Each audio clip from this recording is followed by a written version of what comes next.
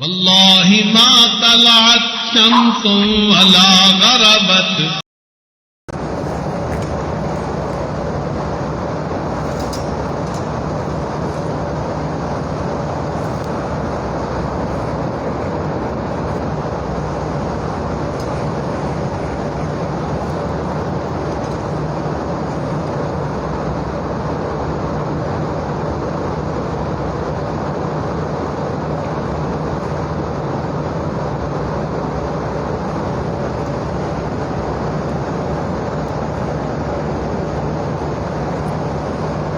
الحمد لله وكفى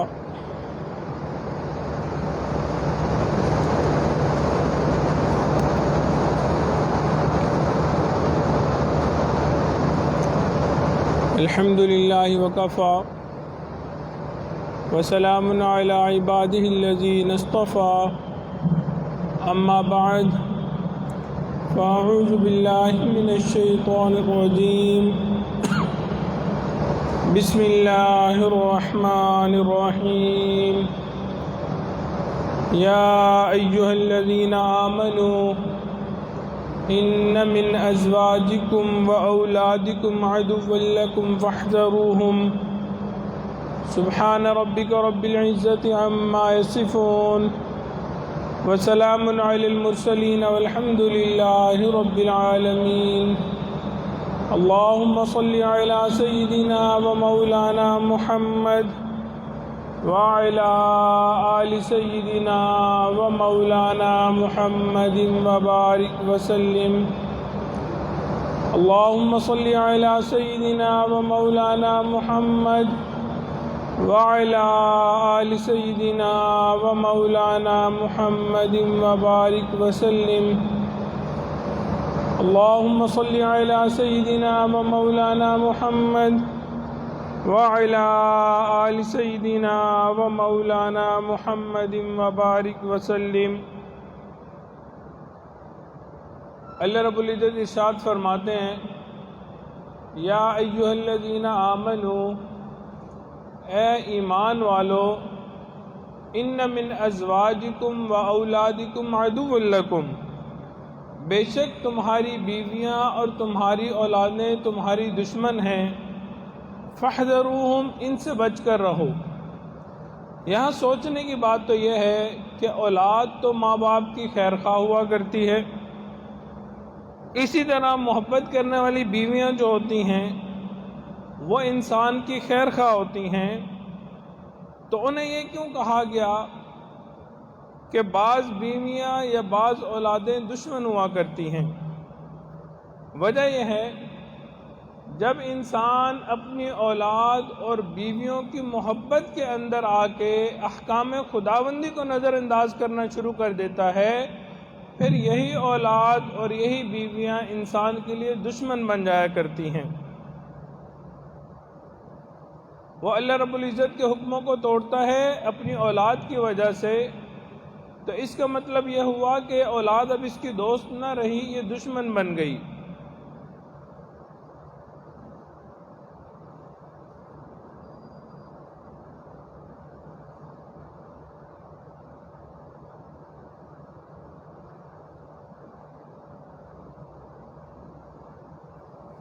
اسی لیے ہر وہ چیز جو اللہ رب العزت کے راستے میں جانے میں رکاوٹ بنے وہ انسان کی دوست نہیں ہوا کرتی.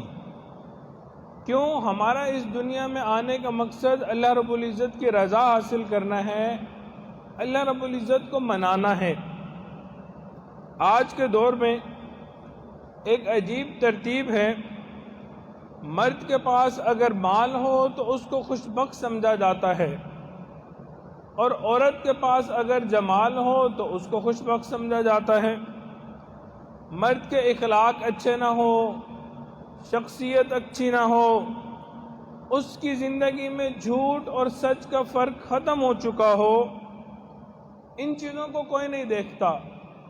صرف یہ دیکھا جاتا ہے کہ وہ ملینر ہے، بینک بیلنس اس کا بھرا ہوا ہے، خوب مال پیسے والا بندہ ہے، یہ اچھا انسان ہے.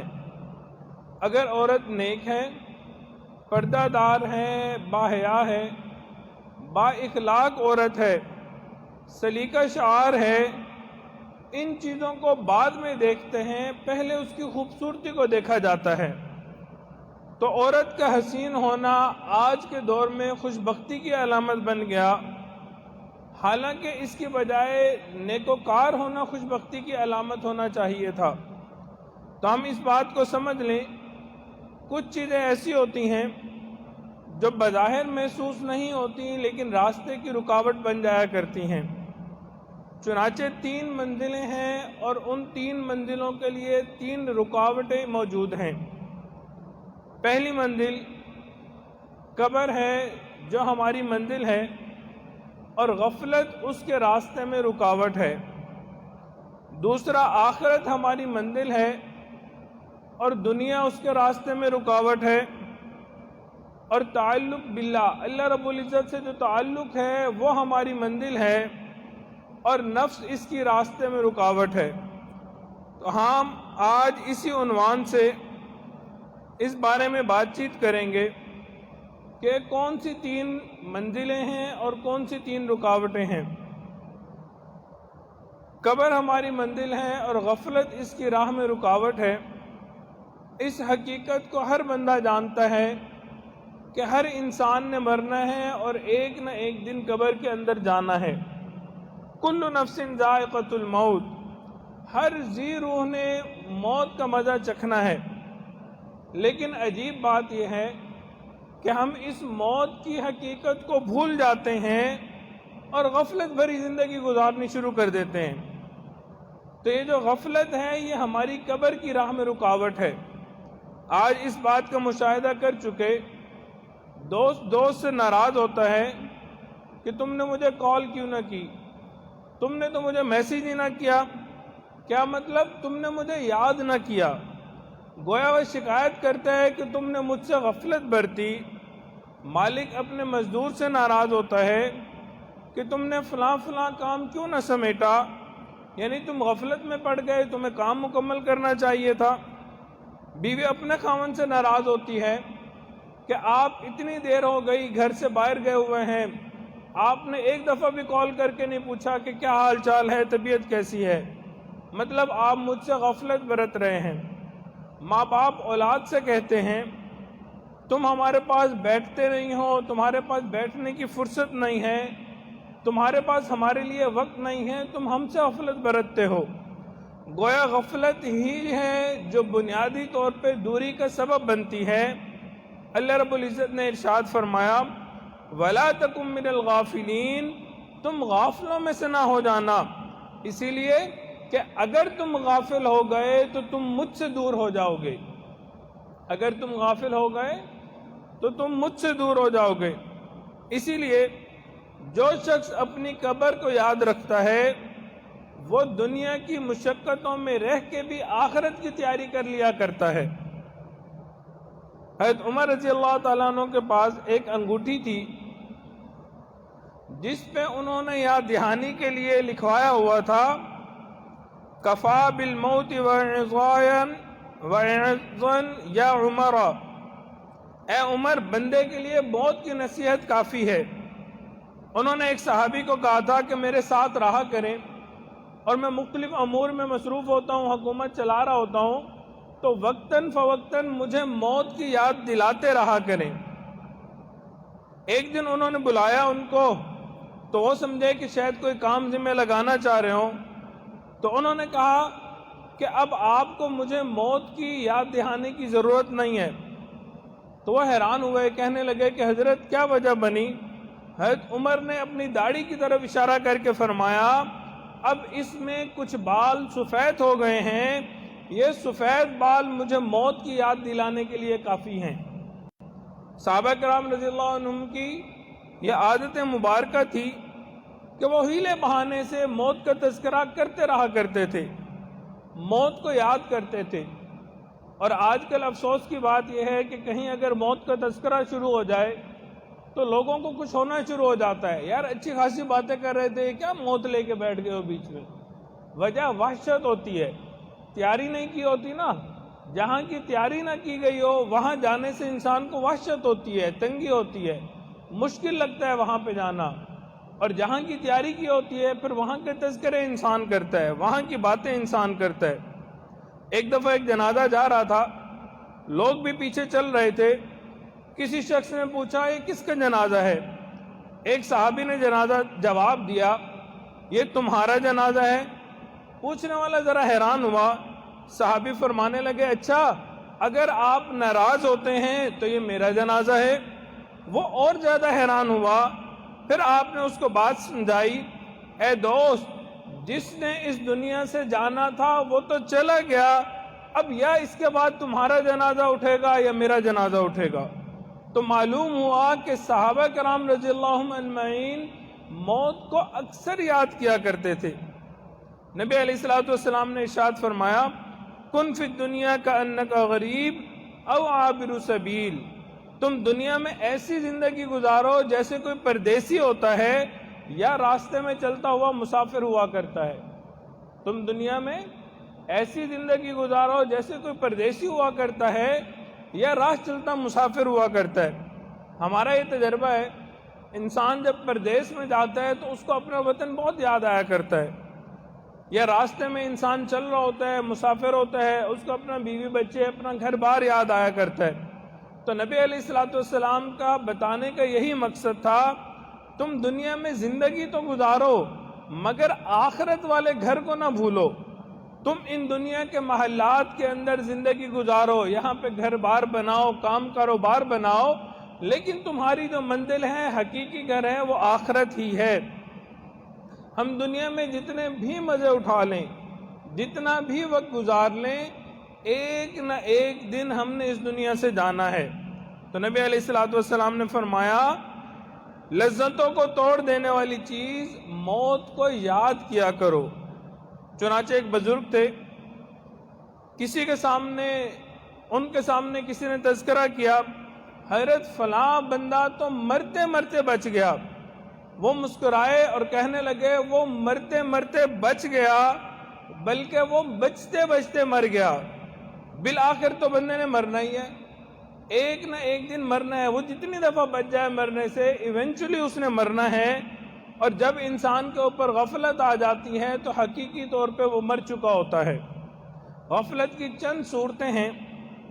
ایک صورت یہ ہے کہ موت سے بے پرواہی ہو، جیسے آج انسان کی زندگی ہے، ظاہری طور پہ مال پیسہ چاہیے، گھر بار چاہیے، کام کاروبار چاہیے، کاریں اور بہاریں چاہیے، روٹی اور بوٹی چاہیے۔ اگر انسان کے پاس یہ چیز ہو تو انسان کہتا ہے بہت اچھا میرا گھر گزر رہا ہے، گھر بسر اچھا ہو رہا ہے، میرا بہت اچھی زندگی گزر رہی ہے۔ چنانچہ ایک دفعہ حضرت جی دامت برکاتہم عالیہ فرماتے ہیں کہ میں نے کسی شخص سے پوچھا تمہارا کیا حال ہے؟ تو کہنے لگا جو گزر جائے واہ واہ، جو گزر جائے واہ واہ۔ حالانکہ اس شخص کی پورے دن میں 5 نمازیں پوری نہیں ہوا کرتی تھیں، غفلت اتنی تھی کہ جو کہہ رہا ہے کہ جو گزر جائے واہ واہ، یہ صرف ان لوگوں کی بات ہے جو پکے دنیا دار لوگ ہوتے ہیں۔ ان کو احساس ہی نہیں ہوتا کہ ہماری زندگی گزر رہی ہے، ہم نے آخرت کی تیاری نہیں کی ہوئی، اور جو زندگی گزر رہی ہے اسی پہ واہ واہ کر رہے ہوتے ہیں۔ ان کو نہیں اندازہ ہوتا کہ آخرت میں ان نے حساب کتاب دینا ہے، آخرت کی ان نے کوئی تیاری ہی نہیں کی ہوئی، لیکن بس اسی دنیا کے اندر مگن ہوتے ہیں اور انہی کاروں اور بہاروں میں لگے ہوتے ہیں۔ غفلت کی دوسری صورت یہ ہوتی ہے کہ انسان کے اعمال میں سستی ہونے لگ جائے، مثلا فرض نمازیں قضا ہونی شروع ہو جائیں، تلاوت میں سستی ہونی شروع ہو جائے، معمولات پورے انسان نہ کرے، یہ فرائض تو انجام دے رہا ہے، سنتیں ادا نہیں کرتا۔ اور آج کل یہ بہت عام چیز ہے، انسان مسجد میں ایک تو آتا نہیں، اگر آئے تو فرض پڑھے اور بھاگنے کی یعنی مسجد میں اس طرح کہ اس کو سانس آنا مشکل ہے، مشکل سے فرض پڑھتا ہے اور بھاگ جاتا ہے، سنتیں اور نفل تو بہت دور کی بات ہے۔ بس یہ کوشش ہوتی ہے کہ ہماری نیندیں پوری ہو جائیں، ہمیں خوب ڈٹ کے کھانے کو ملے اور جم کے سونے کو ملے۔ اور ایک صورت یہ ہے کہ بعض لوگوں کا شام کا کھانا باہر کھانے کی عادت ہوتی ہے۔ ابھی تو کووڈ کی وجہ سے شاید کم ہو گیا، ورنہ ہم نے بعض شہروں میں دیکھا کہ کئی فیملیز کا شام کا کھانا باہر ہمیشہ کے لیے ڈن ہے، یعنی انہوں نے گھر میں کھانا ہی نہیں بنانا ہوتا کہ رات میں پوری فیملی نے باہر جانا ہے، باہر ڈنر کرنا ہے جا کے، گھر میں کھانا نہیں کھانا، اور اس کھانے کے چکر میں بیٹھے رہتے ہیں، گپ شپ ہوتی رہتی ہے، میوزک چل رہا ہوتا ہے اور لمبا وقت گزر جاتا ہے، حتیٰ کہ بعض اوقات پوری رات اسی چکر میں گزر جاتی ہے کہ دوستوں یاروں کی محفلوں میں بیٹھے ہیں، کھانے چل رہے ہیں، نہ عشاء کی نماز کا پتہ ہوتا ہے اور فجر کے قریب جا کے سوتے ہیں اور فجر بھی پھر قضا ہو جاتی ہے، تو نمازوں کا احساس ہی نہیں ہوتا۔ تو قبر ہماری منزل ہے اور غفلت اس کی راہ میں رکاوٹ ہے۔ ہمیں چاہیے کہ ہم اپنی موت کو یاد کریں، قبر کو یاد کریں، اپنے اعمال پہ توجہ دیں، اپنے مقصد کو نہ بھولیں۔ دوسری بات، آخرت ہماری منزل ہے اور دنیا اس کی راہ میں رکاوٹ ہے۔ دوسرا پوائنٹ، آخرت ہماری منزل ہے اور یہ دنیا کی جو مصروفیات ہیں یہ اس کی راہ میں رکاوٹ ہے۔ نبی علیہ الصلوۃ والسلام نے فرمایا، ان دنیا خضرۃ حلوۃ، دنیا بڑی سرسبز اور بڑی میٹھی ہے۔ جیسے میٹھی چیز کوئی ہو نا تو اس کو کھانے کو جی چاہتا ہے، یا کوئی سرسبز خوبصورت نظارہ ہو تو انسان کا جی چاہتا ہے بس دیکھتا رہے، بہت خوبصورت نظارہ ہے۔ تو ایسے ہی انسان کا دنیا سے جی نہیں بھرتا۔ مشائخ نے فرمایا، الدنیا سحارۃ، یہ دنیا جادوگرنی ہے۔ جب انسان کے اوپر اس دنیا کا جادو چلتا ہے تو انسان کو آخرت یاد نہیں رہتی۔ ایک مرتبہ کچھ نوجوان نبی علیہ الصلوۃ والسلام کی خدمت میں حاضر ہوئے، کہنے لگے، اے اللہ کے نبی، من اکیس الناس و احزم الناس، انسانوں میں سب سے زیادہ عقل مند اور سمجھدار کون ہے؟ انسانوں میں سب سے زیادہ عقل مند اور سمجھدار کون ہے؟ نبی علیہ الصلوۃ والسلام نے فرمایا، اکثرہم ذکر للموت، جو موت کو کثرت سے یاد کرے وہ سب سے زیادہ سمجھدار اور سب سے زیادہ عقل مند انسان ہے۔ وَأَكْثَرُهُمْ اسْتِعْدَادًا لِلْمَوْتِ، جو موت کی تیاری میں لگا رہے، ہر وقت موت کا دھیان رہے، وہ بندہ اس دنیا کے اندر عقل مند اور سمجھدار ہے۔ تو نبی علیہ الصلوۃ والسلام کے نزدیک عقل مند اور سمجھدار شخص کون تھا؟ جو موت کو کثرت سے یاد کرے، موت کی تیاری میں لگا رہے۔ اور آج ہم دنیا میں عقل مند اور سمجھدار کس کو کہتے ہیں؟ جو دنیا میں لگا ہوتا ہے، مال پیسہ بنا رہا ہوتا ہے، ہم کہتے ہیں یہ دنیا کا سب سے سمجھدار بندہ ہے، حالانکہ اس کو اپنی موت یاد ہی نہیں ہوتی ہے۔ آج کے انسان نے اپنی 24 گھنٹے کی زندگی کو فقط دنیا ہی کے مقاصد کے لیے بنا لیا۔ اگر کوئی دکاندار ہے تو وہ صبح گھر سے نکلتا ہے کہ میں نے دکان کھولنی ہے اور آج اتنے کی سیل کر کے آنی ہے، آج میں نے اتنا کمانا ہے۔ اگر کوئی انڈسٹریلسٹ ہے، وہ اپنی فیکٹری میں جا رہا ہوتا ہے اور سوچ رہا ہوتا ہے آج میں نے یہ کچھ بیچنا ہے اور یہ کچھ پروڈیوس کرنا ہے۔ اگر کوئی نوکری پیشہ ہے تو وہ سوچتا ہے کہ میں نے ہفتے دفتر میں جانا ہے اور میری ٹیبل کے اوپر جتنی ڈاک ہے اس کو میں نے اس طرح ڈسٹریبیوٹ کرنا ہے۔ کوئی شخص صبح اٹھ کے یہ نہیں سوچتا کہ میں نے آج کے دن اللہ رب العزت کی مرضی کے مطابق گزارنا ہے، آج کے دن میں نے اللہ رب العزت کو راضی کرنا ہے۔ افسوس کی بات یہ ہے، ہر بندہ دنیا کے کاموں میں لگا ہوا ہے۔ عورت اٹھتی ہے اور اس کو خیال ہوتا ہے کہ آج میں نے گھر کی صفائیاں کرنی ہے، آج میں نے فلاں کمرے کو سیٹ کرنا ہے، آج میں نے اچھا کھانا بنانا ہے، آج میں نے بچوں کو اسکول بھیجنا ہے۔ اب سارے دن کے شیڈول کو سامنے رکھیں تو دنیا کی چیزیں تو ہمارے سامنے ہوتی ہیں کہ دنیا کے پلان ہمارے ہوتے ہیں صبح اٹھ کے کہ آج میں نے یہ کام کرنے ہیں، لیکن افسوس کی بات یہ ہے کہ کہیں ہمارے پلان میں یہ نظر نہیں آتا کہ آج میں نے فرض کے ساتھ سنتیں بھی ادا کرنی ہے، آج سنتوں کے ساتھ میں نے نوافل بھی پڑھنے ہیں، آج میں نے یہ مسنون دعاؤں کا اہتمام کرنا ہے۔ افسوس کی بات یہ ہے کہ دنیا کے تمام کام ہمارے اسکیجول شیڈول کے اندر موجود ہوتے ہیں، لیکن دین کی چیزوں کو ہم بھول چکے ہوتے ہیں۔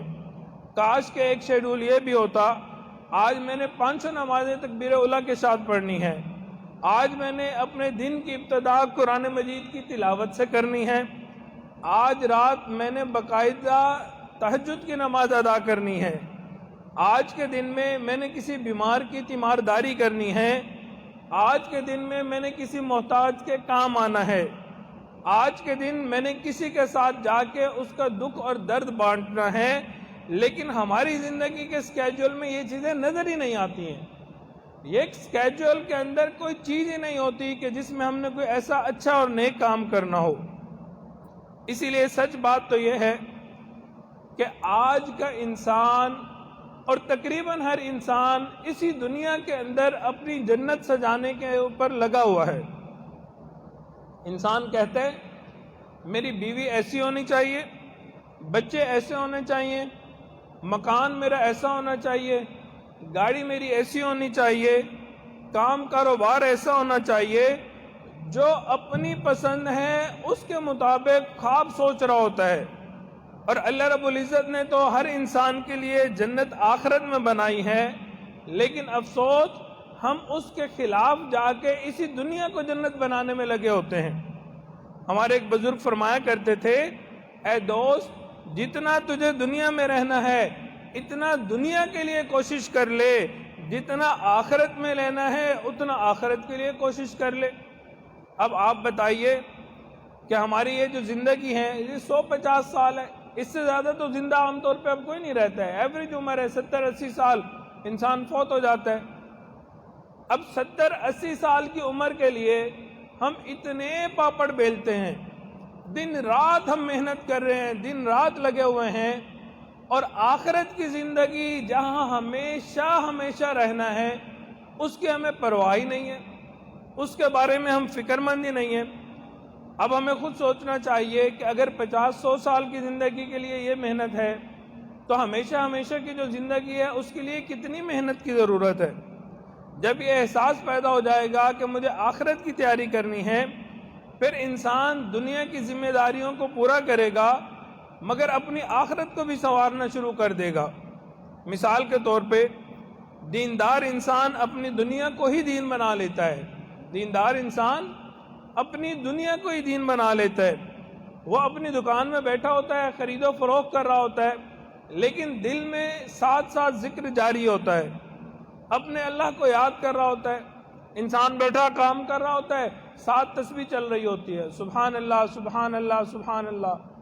اب اس میں کوئی حرج نہیں ہے، لیکن غفلت ہمارے اوپر ہے کہ ہم لوگ دنیا کے اندر لگتے ہیں تو دنیا میں مگن ہو جاتے ہیں، دین کو بھول جاتے ہیں۔ اللہ رب العزت قرآن مجید میں فرماتے ہیں، رجال اللہ تلہیم تجارت ولا بیع عن ذکر اللہ، میرے وہ پیارے بندے جن کو خرید و فروخت میری یاد سے غافل نہیں کرتی۔ تو ایسے بھی لوگ ہیں جو مارکیٹ کے اندر بیٹھے ہوتے ہیں، دکانوں میں بیٹھے ہوتے ہیں، اپنی چیزیں فروخت کر رہے ہوتے ہیں اور ساتھ تسبیحات بھی چل رہی ہوتی ہیں، درود شریف پڑھتے رہتے ہیں۔ ایک طبیعت ہوتی ہے، صبح انسان دکان کھولتا ہے، درود شریف پڑھنا شروع کرتا ہے، شام میں دکان بند کرتا ہے، ہزاروں نہیں لاکھوں مرتبہ اس دوران وہ درود شریف پڑھ چکا ہوتا ہے، ایک طبیعت بن جاتی ہے۔ تو ایسے لوگ بھی ہیں جو دنیا کو ہی دین بنا لیا کرتے ہیں، اور یہی وہ عقل مند انسان ہیں۔ اور جب انسان آخرت سے غافل ہوتا ہے تو اپنے دین کو بھی دنیا بنا لیا کرتا ہے۔ جب انسان آخرت سے غافل ہوتا ہے تو اپنے دین کو بھی دنیا بنا دیتا ہے۔ مثال کے طور پہ نماز کے لیے کھڑے ہوئے اور نماز کے دوران اب سارا کام کاروبار دماغ میں چل رہا ہے، اب حساب کتاب دماغ میں، کھڑے نماز کے اندر ہے، مسجد کے اندر ہے، لیکن دکان کا سارا حساب انسان کے دماغ کے اندر چل رہا ہے، تو یہ نماز بھی انسان کی دنیا بن گئی، دین بھی دنیا بن گیا۔ بس انسان نے اللہ اکبر کیا اور سوچنا شروع کیا، اور امام صاحب نے سلام پھیرا اور بندہ حساب کتاب کرتے کرتے سلام پھیر رہا ہے نماز کا۔ یہ کیسی نماز ہوئی؟ ہمارے اکابرین اپنے وقت کے استعمال میں انتہائی محتاط ہوا کرتے تھے۔ جس طرح کنجوس انسان محتاط ہو کے پیسے کو استعمال کرتا ہے، ہمارے اکابرین اسی طرح وقت کو استعمال کیا کرتے تھے کہ زندگی تھوڑی ہے اور ہم نے اس زندگی کے اندر اللہ رب العزت کو منانا ہے، کس طرح تھوڑے وقت میں ہم زیادہ سے زیادہ اعمال کر سکتے ہیں۔ ان کے دل دماغ میں ہر وقت یہی خیال ہوتا تھا، انہی خیالوں میں سوتے تھے، انہی خیالوں میں جاگتے تھے کہ ہم کس طرح اللہ رب العزت کو راضی کر سکتے ہیں۔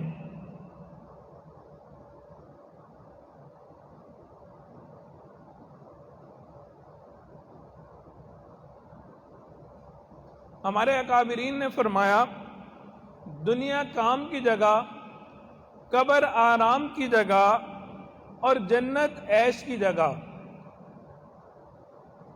ایک حدیث مبارکہ میں آتا ہے اللہ رب العزت نے جب سے اس دنیا کو بنایا ہے کبھی اس کو محبت کی نظر سے نہیں دیکھا، جب سے اس دنیا کو بنایا ہے کبھی محبت کی نظر سے نہیں دیکھا، اور ہمیں دیکھا جائے تو ہم ہر وقت دنیا کمانے میں لگے ہوئے ہیں۔ ایک حدیث مبارکہ میں اللہ رب العزت قیامت کے دن دنیا کو بلائیں گے، وہ ایک بڑھیا کی شکل میں ہوگی۔ اللہ رب العزت حکم فرمائیں گے کہ تم اب جہنم میں چلی جاؤ۔ وہ بڑھیا جہنم میں جانے لگے گی، اس کو حکم ملے گا تو وہ کہے گی کہ جو جو میرے ساتھ اس دنیا میں تھے ان کو بھی میرے ساتھ بھیج دیا جائے۔ کیوں؟ محبوب علیہ السلام نے فرمایا المرء مع من احب، انسان اسی کے ساتھ ہوگا جس سے اس کو محبت ہوگی۔ تو وہ کہے گی کہ جو میرے چاہنے والے ہیں، جو مجھ سے محبت کرنے والے ہیں، ان کو بھی میرے ساتھ بھیجا جائے۔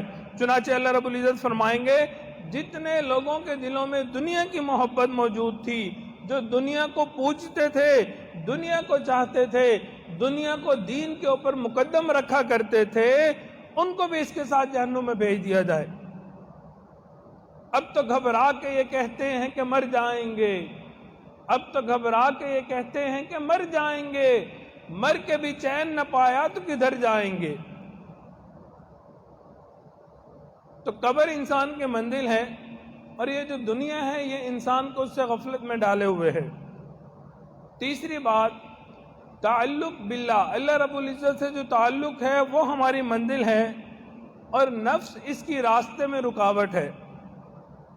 اللہ رب العزت سے تعلق جوڑنا، اللہ رب العزت کا قرب پانا، اللہ رب العزت کو راضی کرنا، اللہ رب العزت کو منانا، یہ ہماری منزل ہے، لیکن اس کے راستے میں جو رکاوٹ ہے وہ ہمارا نفس ہے۔ آپ نے الفاظ سنے ہوں گے، زر پرستی، زن پرستی، خواہش پرستی، یہ سب کی سب بت پرستی کی ایک اقسام ہے۔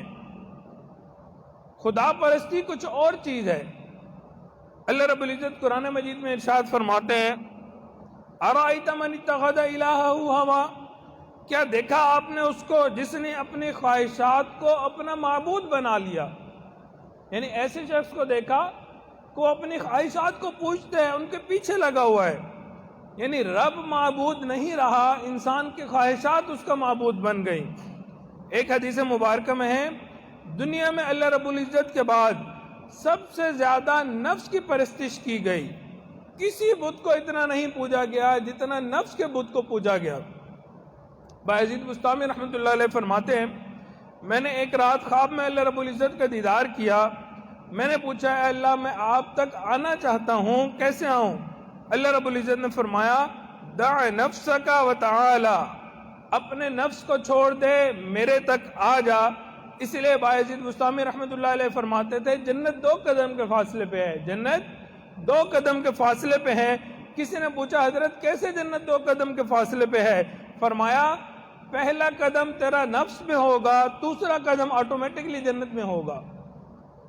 آج نفس کی اتنی زیادہ پوجا کی جا رہی ہے، اتنی زیادہ کہ تاریخ انسانیت میں کبھی نفس کی اتنی پوجا نہیں کی گئی۔ اس وقت غیر محرم کا فتنہ اپنے کلائمیکس کے اوپر ہے۔ حدیث مبارکہ میں نبی علیہ السلام نے فرمایا میں نے اپنی بعد امت کے مردوں کے لیے عورت سے بڑا فتنہ کوئی نہیں چھوڑا۔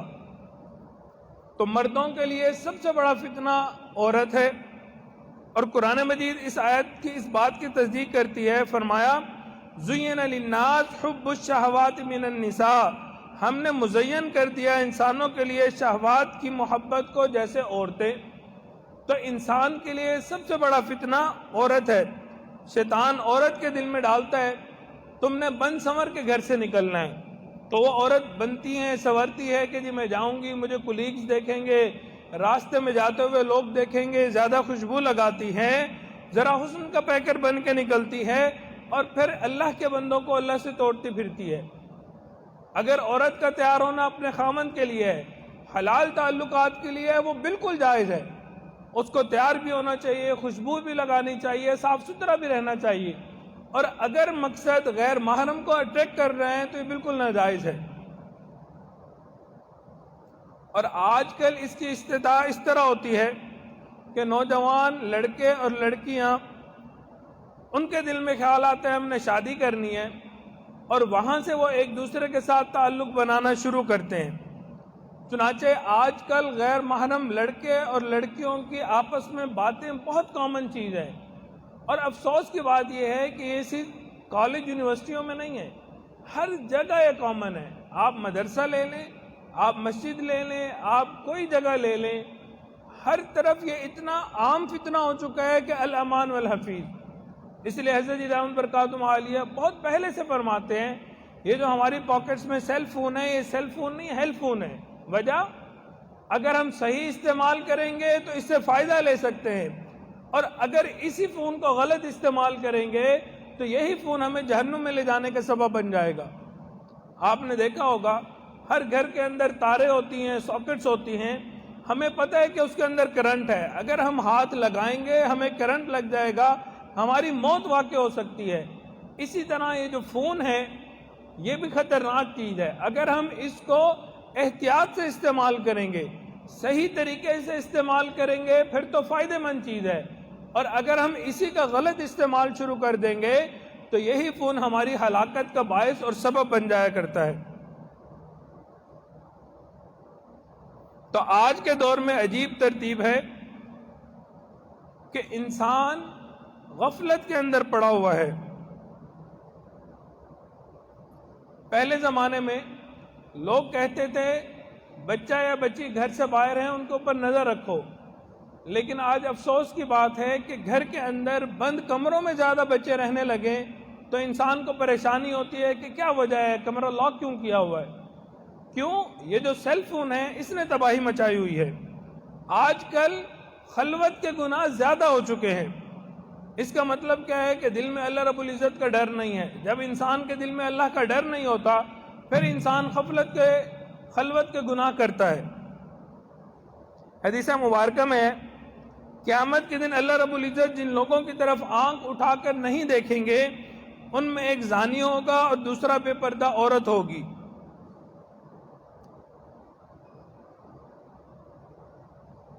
وہ عورت جو مردوں کے سامنے آدھا جسم ننگا آدھا چھپا ہوا اس حالت میں آتی ہوگی کہ کبھی سر ننگا ہے، کبھی سینہ ننگا ہے، کبھی بازو ننگے ہیں، یہ پردہ عورت جب قیامت کے دن اللہ رب العزت کے سامنے آئے گی تو اللہ رب العزت اس کی طرف سے اپنے چہرے کو ہٹا لیں گے، دیکھنا بھی پسند نہیں فرمائیں گے۔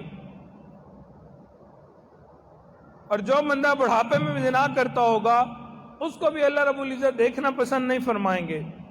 اب سوچئے کہ یہ ایسے گناہ ہیں جس کی وجہ سے اللہ رب العزت اتنا ناراض ہو جاتے ہیں کہ ایسے بندے کو دیکھنا پسند نہیں کرتے۔ دل کالے تو منہ کالا چنگا تے جے کوئی نہیں اس نو جانے ہوں، منہ کالا دے چنگا ہوئے تے دل یار پچھانے ہوں۔ اس دل کے کالے پنے سے بہتر ہے کہ انسان کا چہرہ کالا ہوتا، منہ کالا ہوتا، مگر دل سفید ہوتا تاکہ یار کی محبت تو مل جاتی۔ دیکھو حضرت بلال رضی اللہ تعالیٰ عنہ نبی علیہ السلام کے جانثار تھے، ظاہری رنگ کالا تھا مگر اللہ رب العزت کے ہاں جو ان کا مقام تھا کہ دنیا میں چلتے تھے اور وہاں قدموں کی آہٹ اور چاپ سنائی دیا کرتی تھی۔ تو ہمیں چاہیے کہ ہم اپنی نفس کی جو خواہشات ہیں ان کو کنٹرول کریں، اللہ رب العزت کے حکموں کے مطابق زندگی گزاریں۔ اس نفس کو قابو کرنے کے لیے کسی رہبر اور رہنما کی ضرورت ہوتی ہے، گائیڈ کی ضرورت ہوتی ہے۔ لوگ پوچھتے ہیں جی بیعت کرنے کی کیا ضرورت ہے، بیعت کیوں کرنی ہے، اس کا کیا فائدہ ہے؟ ہم تو خود سمجھدار ہیں، ہم اپنی مرضی کی زندگی گزاریں گے۔ بھئی چھوٹی سی مثال ہے، ہم نے اس دنیا میں دیکھا جس نے ورلڈ چیمپئن شپ جیتنی ہوتی ہے، کوئی ٹرافی جیتنی ہوتی ہے، وہ کھلاڑی اپنے کوچ کے بغیر کھیل نہیں سکتا، اس کو کوئی کوچ چاہیے ہوتا ہے جو اس کو سکھائے، سمجھائے، بتائے، اور پھر وہ بندہ آگے جاتا ہے، کھیلتا ہے اور اولمپکس جیتتا ہے۔ تو جس انسان نے اللہ رب العزت کو راضی کرنا ہے، اللہ رب العزت کو منانا ہے، وہ کہتے ہیں مجھے کسی گائیڈ کی ضرورت نہیں، میں خود بخود جیت جاؤں گا۔ یہ غلط چیز ہے۔